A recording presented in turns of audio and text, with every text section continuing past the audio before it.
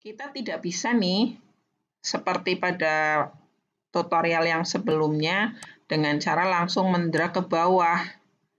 Rumusnya nggak akan sama, karena kita akan selalu mengecek kondisi PK-nya ini memenuhi yang mana. Pakai rumus yang ini.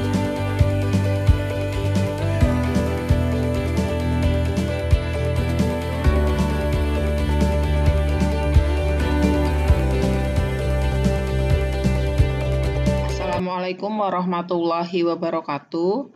Kita kembali ke mata kuliah grafika komputer. Kali ini kita akan membahas algoritma garis yang ketiga, yakni algoritma Bresenham. Algoritma Bresenham ini ditemukan pada tahun 1965 oleh J.E. Bresenham, di mana J.E. Bresenham ini mengumumkan penemuannya berupa algoritma untuk mengoptimalkan gambar garis pada raster. Algoritma garis Bresenham disebut juga dengan midpoint line algorithm. Temuan dari Bresenham ini tidak lagi menggunakan floating point arithmetic, jadi tidak perlu membulatkan nilai posisi piksel ya, baik setiap waktu maupun dalam loopingnya, tetapi hanya menggunakan pengoperasian inkremental. Algoritma Bresenham hampir dapat digunakan dan diimplementasikan pada semua hardware maupun software dalam keperluan untuk menggambar garis. Algoritma Bresenham ini dapat memperbaiki pengendalian plotter sehingga dia mendapatkan hak paten. Nah, algoritma ini berlaku untuk kemiringan garis atau M di mana dia M-nya lebih besar dari 0 dan lebih kecil dari 1. Walaupun nanti ada rumus lain ya, sebenarnya bisa, tetapi lebih baik digunakan untuk kemiringan garis yang di mana kemiringannya itu lebih besar dari 0 tapi lebih kecil dari 1. Nah, ini ada tahapan algoritma Bresenham. Ini saya bahas yang pertama dulu untuk kemiringan garis di mana M-nya atau kemiringannya lebih besar dari 0 dan lebih kecil dari 1. Tahapan yang pertama, yakni kita menentukan dua titik yang akan dihubungkan dalam pembentukan garis. Yang pertama kita sebut sebagai titik awal, X0, Y0 dan titik akhirnya X1, Y1. Nah, untuk mengetahui apakah benar M-nya ini lebih besar dari 0 dan kurang dari 1, kita perlu menghitung M-nya seperti pada algoritma brute force. Rumusnya masih sama, DY bagi DX ya. Nah, nanti kalau sudah kita tambahkan perhitungannya, selain mencari DX dan DY, kita mencari 2DY dan 2DY min 2DX. Di mana untuk mencari DX, X1 kurangi X0, dan untuk mencari DY, Y1 dikurangi Y0. Kemudian kita menghitung sebuah parameter yang disebut parameter P ke 0 gitu ya, dengan rumus 2DY dikurangi DX. 2DY-nya kita bisa ambil dari hasil perhitungan yang ini ya, di langkah yang ketiga ini. Kemudian dikurangi DX. Nah, nanti ada iterasi yang harus kita hitung, sekian iterasi. Yang pertama untuk setiap XK, saya sebut XK, X yang pertama sepanjang jalur garis dimulai dengan K-nya 0, jadi X dimanyakannya 0, andai nilai P-nya yang di sini, P0 yang pertama atau PK-nya kurang dari 0, maka titik yang selanjutnya kita tinggal jumlahkan nilai X awalnya ditambah 1 dan Y-nya tetap. Kemudian kita mencari nilai P yang kedua. P yang keduanya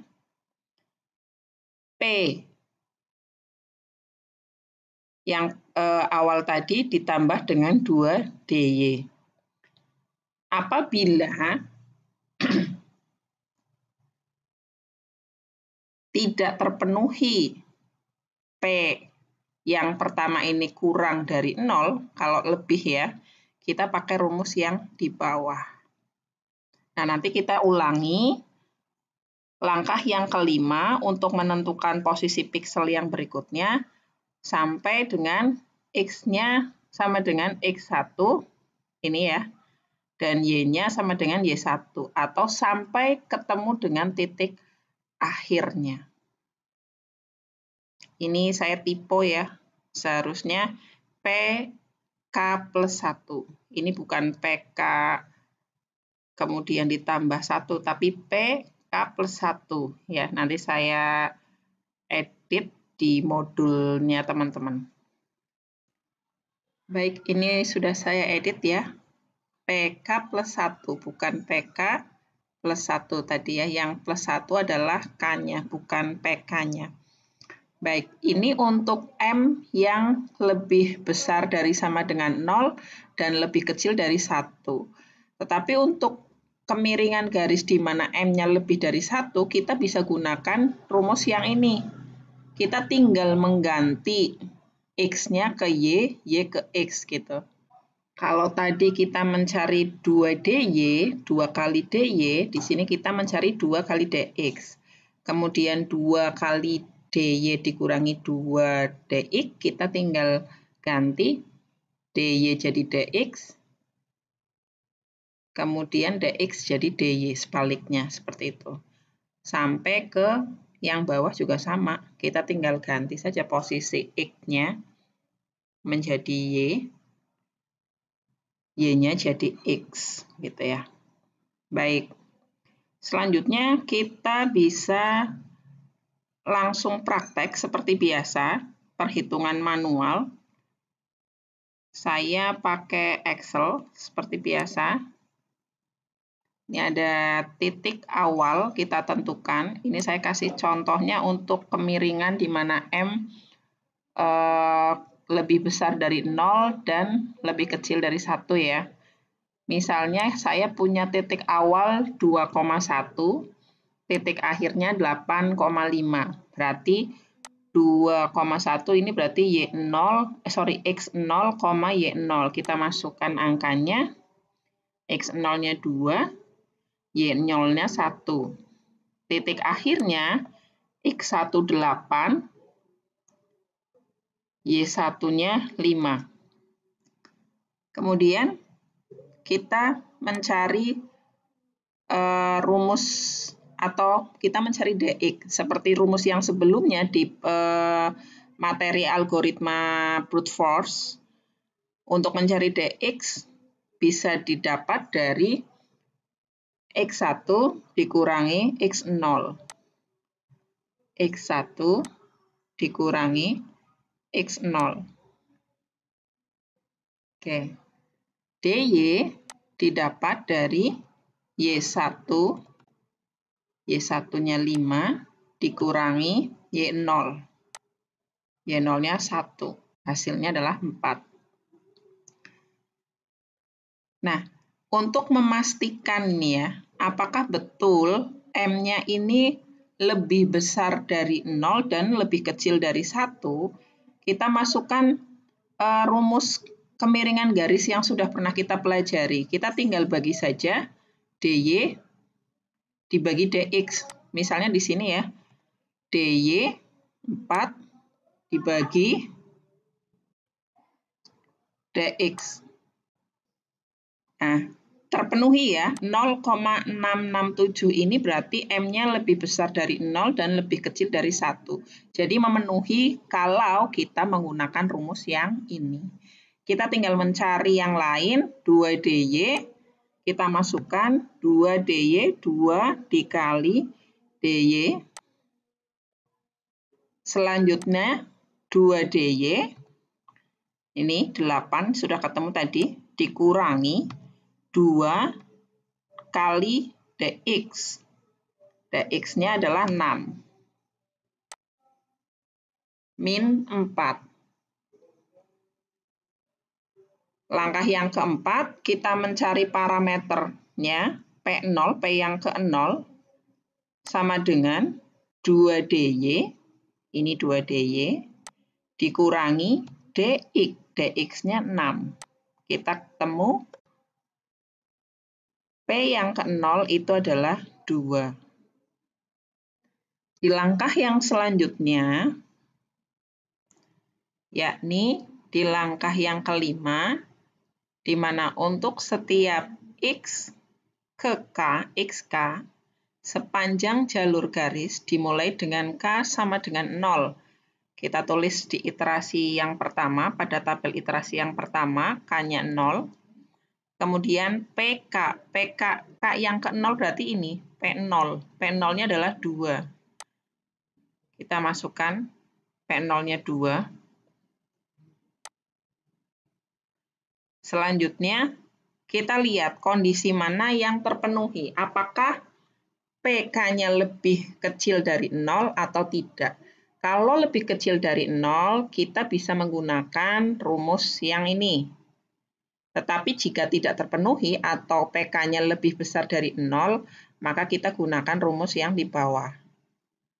Kita lihat P0 atau PK-nya adalah 2, di mana 2 lebih besar dari 0. Sehingga kondisi yang pertama tidak terpenuhi. Sehingga kita dapat menggunakan rumus yang kedua.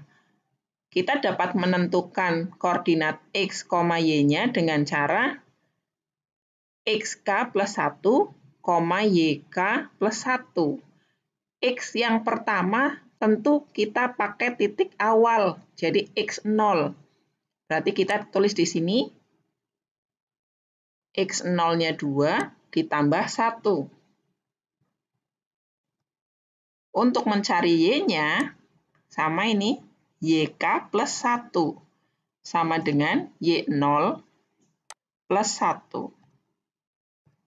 Nah, kolom yang ini ya, ini udah saya buat otomatis untuk menampilkan koordinat hasil dari kolom MN-nya, ini yang 3,2. Ini rumusnya seperti yang sudah pernah saya jelaskan ya pada video tutorial sebelumnya.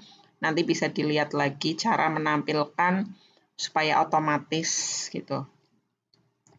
Baik, selanjutnya kita tidak bisa nih seperti pada tutorial yang sebelumnya dengan cara langsung mendrag ke bawah.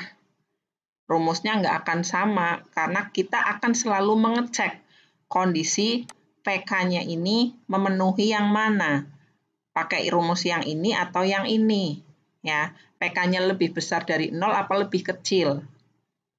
Kita lanjutkan.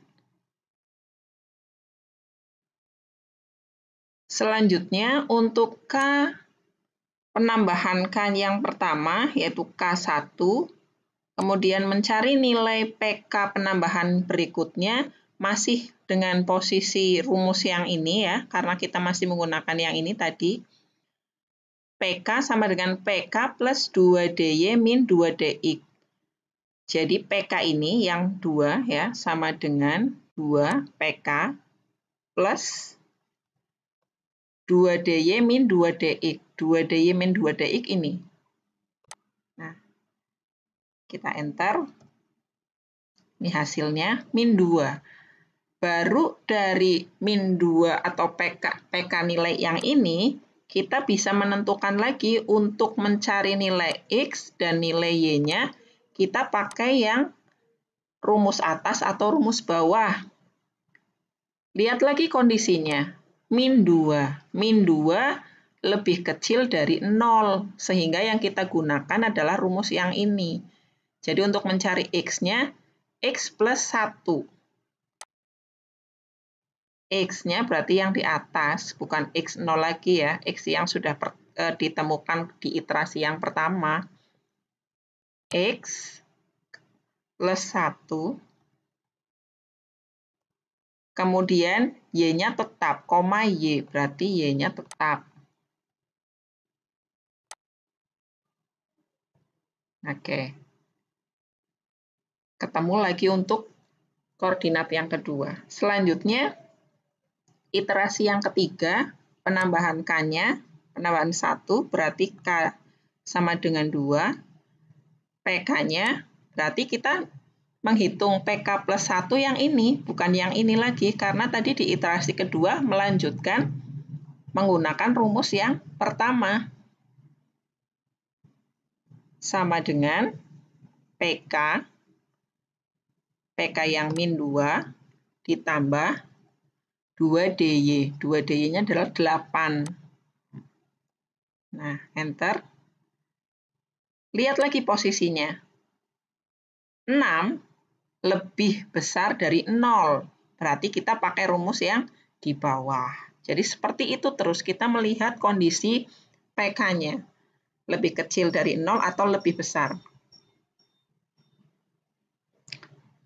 Berarti di sini K-nya,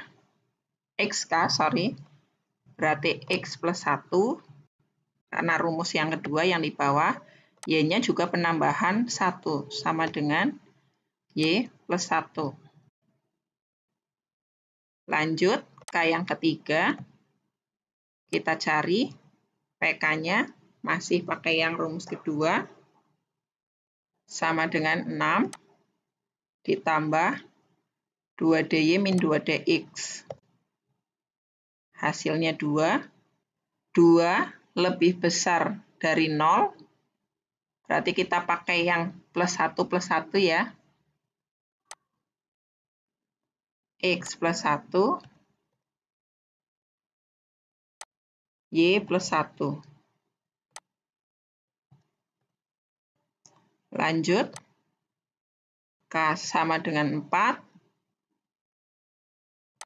Cari PK plus 1-nya sama dengan PK plus 2DY min 2DX min 2. Berarti kita pakai yang atas untuk mencari X-nya. Berarti X plus 1.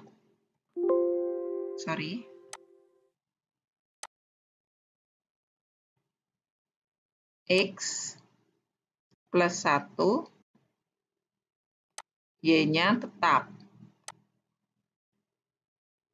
Masih lanjut iterasinya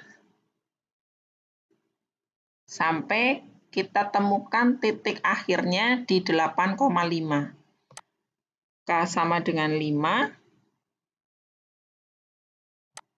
Tadi ini pakai rumus yang atas ya. Iterasi sebelumnya, berarti PK-nya sama dengan PK plus 2DY. Kita lihat lagi, 6 lebih besar dari 0, maka pakai yang rumus di bawah, plus 1 sama dengan X-nya plus 1, Y-nya juga plus 1.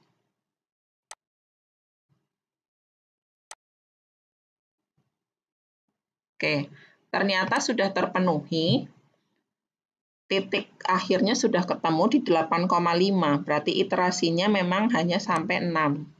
Iterasi yang ke-6. Kemudian titik koordinat yang sudah ketemu tadi kita gambarkan seperti cara-cara yang sebelumnya pada algoritma sebelumnya. Diawali dari 2,1, misalnya di sini 2,1. Lanjut 3,2, 4,2, 5,3, 6,4, 7,4, yang terakhir 8,5.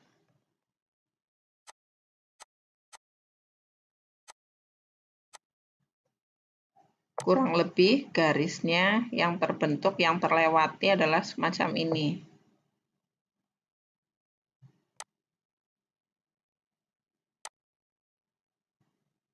Demikian cara perhitungan algoritma Bresenham dengan kemiringan garis atau M di mana M-nya lebih besar dari 0 dan lebih kecil dari 1. Silakan Anda bisa mencoba, mempraktekkan, dan mencari contoh lain untuk perhitungan M lebih besar dari 1. Terima kasih atas perhatiannya. Sampai jumpa pada pertemuan berikutnya. Saya akhiri. Wassalamualaikum warahmatullahi wabarakatuh.